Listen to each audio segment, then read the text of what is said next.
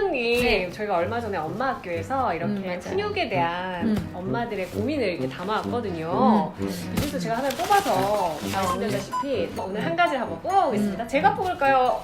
뽑으실래요? 아, 선생님? 뽑으시죠.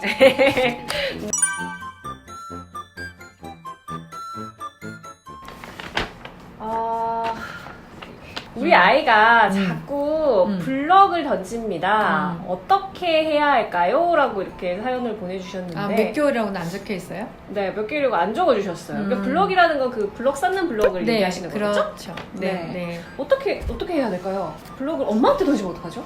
아, 그러진 않겠죠? 무기가 되죠.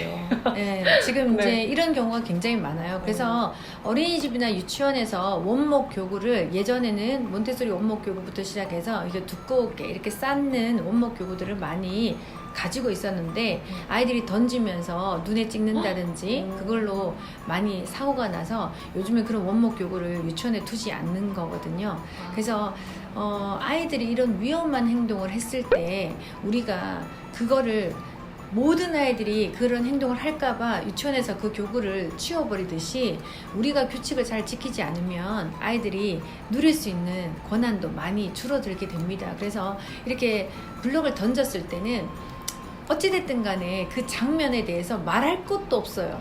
혼이 나야 되는 거죠. 이거를 가지고 이 아이한테 설득을 한다? 설득을 하지 않는다? 이게 문제가 아니에요. 일단 첫 번째 그 아이가 그 물건을 던졌을 때는 내가 안 된다라는 걸 안 돼.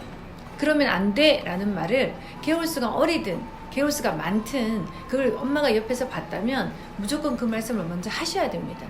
예, 그래서 던지는 거 아니야? 라고 하면 그러면 그 다음에 아이가 더 울겠죠. 막 짜증을 내고 자기가 화가 나서 그걸 던졌는데 엄마가 안 돼! 라고 했으니까 던지면 안 돼! 라고 했죠. 그러면 아이가 더 화가 나니까 이제 막 화를 내요. 그러면 그 다음에는 엄마가 이제 물건이 필요 없나 봐. 블럭이 필요 없나 봐. 너가 이렇게 함부로 던지니까 너는 만지지 마. 라고 그 물건을 한번 뺏어 보세요. 그러면 아이는 어떻게 하겠어요? 싫어! 아니야! 할 거야? 할 거라고 해요.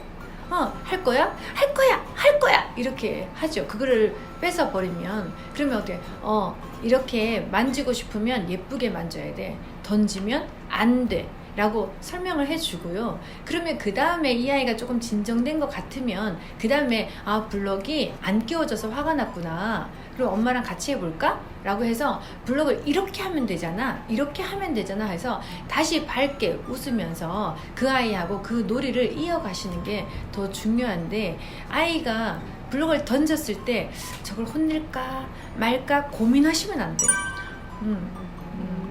그게 어린아이들도 마찬가지고 아이가 나이가 들어도 마찬가지예요. 이렇게 그 물건을 던졌을 때 이럴 때는 이렇게 하세요, 이럴 때는 이렇게 하세요 하면 우리가 모든 육아를 하면서 그 많은 사연을 어떻게 다 배우시겠어요. 저희는 20년 넘게 공부해도 아직까지 배울 게 너무 많은데 그 장면을 가지고 엄마들한테 설명을 드릴 수는 없고 제가 봤을 때는 기본 철학을 정확하게 가지고 있어서 잘못됐을 때는 내가 혼을 낸다라는 생각을 먼저 가지고 계셔야 돼요.